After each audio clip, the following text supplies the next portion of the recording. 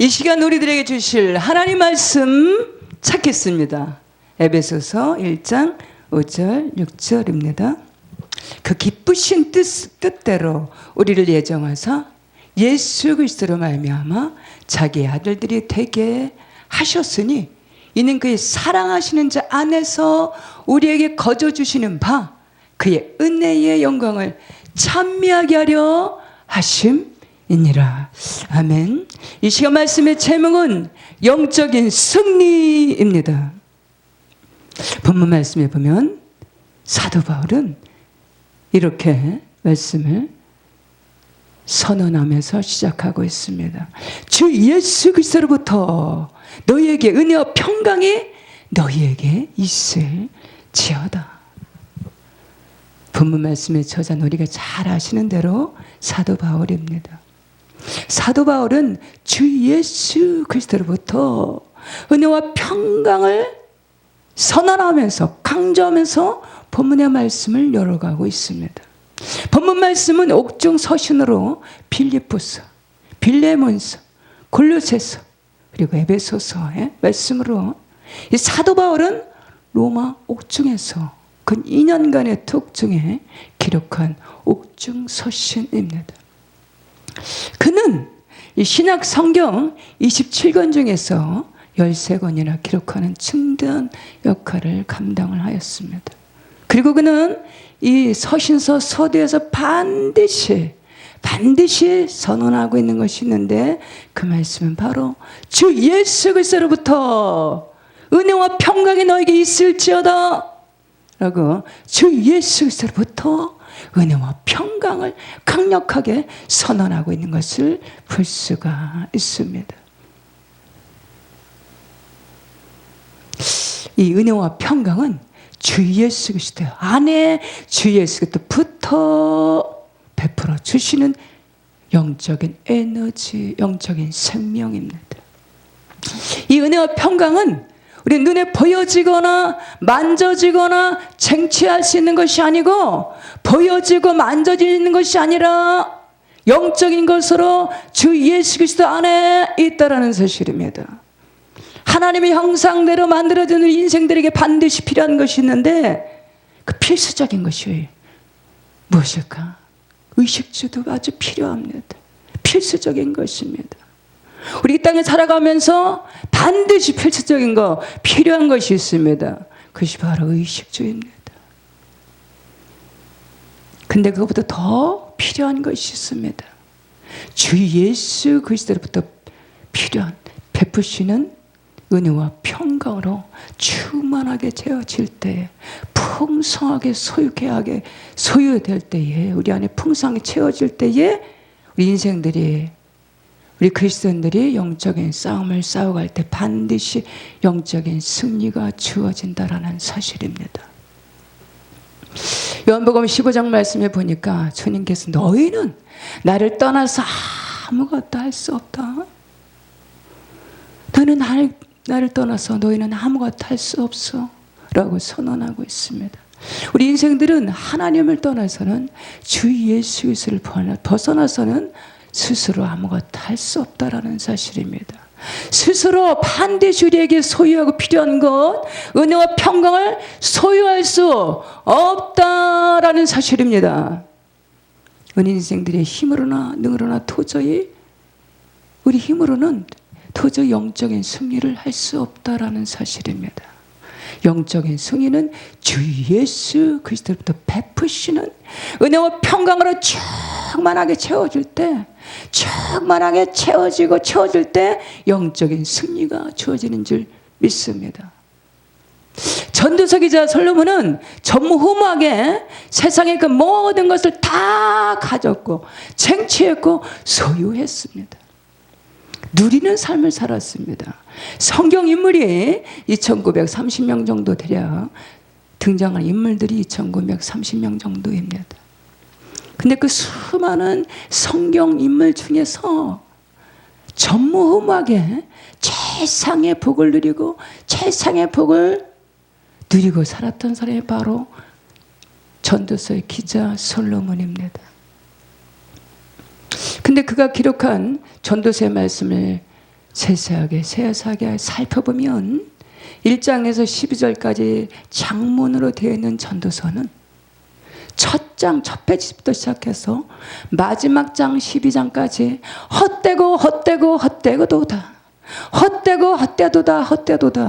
이렇게 인생의 허물을 노래하는 그런 듯한 느낌을 받게 되는 그의 말씀을 살펴볼 수가 있습니다. 마치 갈 길을 몰라서 어디를 가야 되는지 몰라서 끊임없이 방황하면서 우왕좌왕하는 그의 모습을, 헤매는 그의 모습을 살펴볼 수가 있습니다. 겉모습은 최상의 전성기 시대에 전 세계적으로 감히 남이 넘볼 수가 없어, 대결할 수가 없는 그 왕자의 최고의 그 위치에 있으면서 막강한 세계의 최상의 정상의 그 위치에서 그는 헛되도다 이렇게 노래하고 있는 그의 모습을 볼 수가 있습니다. 그 심경의 고백을 살펴볼 수가 있습니다. 그러나 그 속사람은 마치 우울증 환자같이, 마치 조울증 환자같이 끊임없이 영적인 고뇌, 영적인 고통으로 시달리고 방황하는 그의 모습을 연상해 볼 수가 있습니다. 전도서 말씀은 솔로몬의 자서전과 같은 말씀으로 자신이 지난날에 살아왔던 노년이 돼서 지난날을 회고하면서 성찰하면서 돌아보는 자서전 같은 자서전이라고 할 수가 있습니다. 12장까지의 긴 시간들, 긴 세월을 노년의 자리에 이르기까지 그는 끊임없이 방황하는 삶을 살아가는 것을 살펴볼 수가 있습니다. 그 좌우 삶의 배후에는 어떤 모습이었을까? 수많은 여인들이 좌우사방에 있었습니다. 전 세계적인 최고의 미인들로 있었습니다. 왕비가 300명, 후궁이 700명. 늘 함께 했습니다. 매일의 그의 삶의 음식은, 매일매일의 그 음식은 산의 진미로 진수성찬이었습니다. 그 권력은 어땠습니까? 세계를 제압하는 정치적인 최상의 전성기 시대를 누렸습니다. 그의 정치적 위력은 그 권력은 아무도 대결할 수도 없고 넘볼 수 없는 최상의 위치에서 있었습니다. 그는 지혜와 지식으로는 잠언 3천을 말하는 지혜와 지식도 갖췄습니다. 그가 원하는 환경, 그가 원하는 그 모든 것을 쟁취할 수 있는 그의 한마디면 세계에 있는 모든 것을 다 가지고 누리고 최상의 삶을 살았다, 그런 뜻입니다. 그런 이인입니다. 그런 인물입니다. 전무후무한 부귀와 영화를 가지고 누렸습니다. 그러나 그 심령은 어땠습니까? 늘 공고했어요. 늘 우울했어요. 마치 우울증 환자같이, 조울증 환자같이 영적인 질고로, 영적인 질병으로 고뇌했습니다. 우리가 이 전도서를 계속해서 읽어가면서 볼 때 12장까지 되는 그 말씀은 이 솔로몬 이러다가 끝나는 거 아니야? 솔로몬 이렇게 이 인생이 끝나는 거 아니야? 라고 안타까운 마음을 갖게도 합니다. 그러나 다행히도 12장 마지막 장에 가서 그 마지막 절에서 보니까 너무나 다행히도 그는 이렇게 고백하고 있습니다.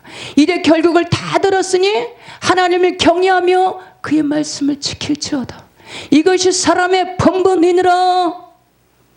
끊임없이 영적인 방황 속에서, 긴 방황 속에서 나와서, 영적인 고뇌 속에서 나와서 암과 같은 마치 보이지 않는 긴 터널을 빠져나와서 환히 보이는 찬빛 앞에서 기쁨의 탄성을 외치고 있는 그의 모습을 볼 수가 있습니다. 할렐루야! 결국 우리 인생들의 삶의 승리는, 참 행복은, 참 기쁨은, 참 소망은 세상의 막강한 권력, 세상의 부유, 세상의 산의 진미, 세상의 아름다움, 풍요로움, 세상의 것에 누림에 있는 삶이 있는 것이 아니라 그보다도 더 영이 잘 되는 영적인 풍요로움에 있는 줄 믿으시기 바랍니다. 할렐루야. 영이 잘 되고 범사가 잘 되고 강건하기를 원하노라. 예수 그리스도 안에서 베푸시는 은혜와 평강으로 충만하게 하는 심령의 삶이 될 때에 영적인 승리가 보장되는 줄 믿으시기 바랍니다. 주 예수 그리스도로부터 너에게 은혜와 평강이 충만하게 있을지어다. 사도 바울의 모습은 옥중에 갇혀 있는 모습입니다. 그런데 빌립보서의 말씀에 보면 옥중에 있는 그가 기뻐하라. 다시 말하노니 기뻐하라. 기뻐하라. 옥중에 갇혀서 외부에 있는 성도들에게 하는 말입니다. 옥중에 갇혀서 자유가 전혀 없는, 그가 자유를 만끽하고 살아가는 외부에 있는 성도들에게 하는 말입니다. 그렇게 기뻐하라고 선언하고 있는 것을, 권면하고 있는 것을 볼 수가 있습니다. 데살로니가전서에 보니까 항상 기뻐하라, 쉬지 말고 기도하라, 범사에 감사하라 있는 그리스도 예수 안에서 너희를 향하신 하나님의 뜻이니라. 옥중에 갇혀 있는 사도 바울은 무엇을 바라보면서 기뻐하라고 하였을까? 무엇을 바라보면서 범사에 감사하라, 쉬지 말고 기도하라, 항상 기뻐하라 라고 하였을까? 그것은 본문 말씀에서 보니까 오전 말씀에서 우리를 만세전에 예전 가운데 부르심에 기뻐하고 감사하라라는 것입니다. 만세전에 예전 가운데 부르신 하나님의 계획 가운데 있음에 기뻐하고 감사하라는 것입니다. 12절 말씀에 예전 가운데 그 기업이 되어 살아가는 하나님 안에서의 삶을 기뻐하라라는 것입니다. 선한 일을 위해서 부르신 그 부르심에 기뻐하고 감사하라는 것입니다. 12절 말씀에 지혜와 영을 너희에게 부어주사 하나님을 알게 하심에 기뻐하고 감사하라라는 것입니다. 마태복음 16절 말씀에서 보니까 주님께서 제자들을 향해서 이렇게 질문하십니다. 너희는 나를 누구라 하느냐? 그러니까 베드로가 이렇게 고백합니다. 주는 그리스도시요 살아계신 하나님의 아들이시니다. 이런 고백을 들으신 주님께서 바요나시모나 내가 보기도다. 이를 내게 알게 하신 이는 혈육이 아니오 하늘에 계신 내 아버지시니다. 아주 극찬을 하시는 것을 볼 수가 있습니다. 우리 안에 이러한 베드로 같은 신앙 고백이 있다면 주는 그리스도시요 살아계신 하나님의 아들이시니다. 이러한 명백한 신앙 고백이 있다면 이를 알게 하신 이는 혈육이 아니오 하늘에 계신 내 아버지시니라. 하나님께서 우리에게 하나님을 아는 지혜와 지식의 영으로 함께 하심으로 하나님을 알게 하신 것이다 라는 사실입니다. 우리에게 지혜와 계시의 영으로 충만하시기를 소망합니다. 이는 힘으로나 능으로나 되지 아니하고 오직 나의 영으로 신으로 되느니라. 할렐루야. 14절 말씀에 우리 유한한 인생들에게 가장 귀중한 복이 무엇일까? 14절 말씀에서 찾아보니까 그 최상의 복이 무엇일까? 의식주의의 풍요로움일까? 비싼 외제차를 굴리는 것일까? 멋진 집에서 호화롭게 사는 것일까?